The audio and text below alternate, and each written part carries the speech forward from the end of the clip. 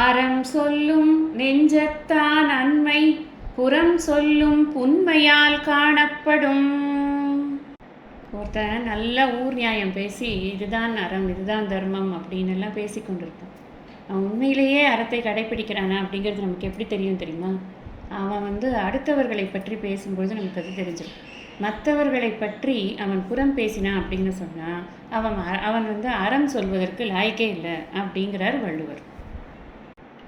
இந்த விஷயத்தை புரிஞ்சுக்கிறதுக்கு நாம் ஒரு குட்டி சம்பவத்தை மகாபாரதத்திலிருந்து பார்க்கலாம். பாண்டவர்கள் போரில் ஜெயிச்சிட்டாங்க, 100 பேரையும் கொண்டுட்டாங்க. குரு வம்சத்தை சேர்ந்த அந்த கௌரவர்கள் இருக்காங்களே அவங்க எல்லாரையும் அவர்கள் ஜெயிச்சிட்டாங்க. இப்போ அந்த கௌரவர்களுடைய தலைவர் அந்த திருதராஷ்டிரன் இருக்கார். அவர் மட்டும்தான் கண்ணு தெரியாது, அவர் அரண்மனையில் இருக்கார்.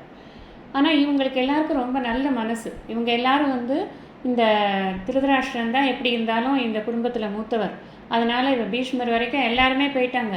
இவர் ஒருத்தர் தான் இருக்கார், அதனால் இவர்கிட்ட நாம் வெற்றியை சொல்லி ஆசீர்வாதம் வாங்கிக்கணும். நம்ம நம்மளுடைய அரசாட்சியெல்லாம் ஆரம்பிக்கிறதுக்கு முன்னாடி நல்ல மனசோடு அவங்க நமஸ்காரம் பண்ணுறதுக்காக வராங்க. கிருஷ்ணரும் வராரு, எல்லாரும் வராங்க.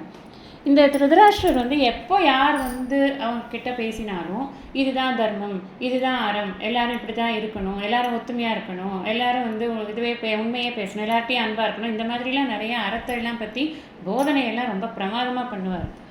ஆனால் இவர் மனசுக்குள்ளே அவ்வளவும் கள்ளம்தான் அப்படிங்கிறது கிருஷ்ணருக்கு தெரியும், விதுரருக்கு தெரியும்.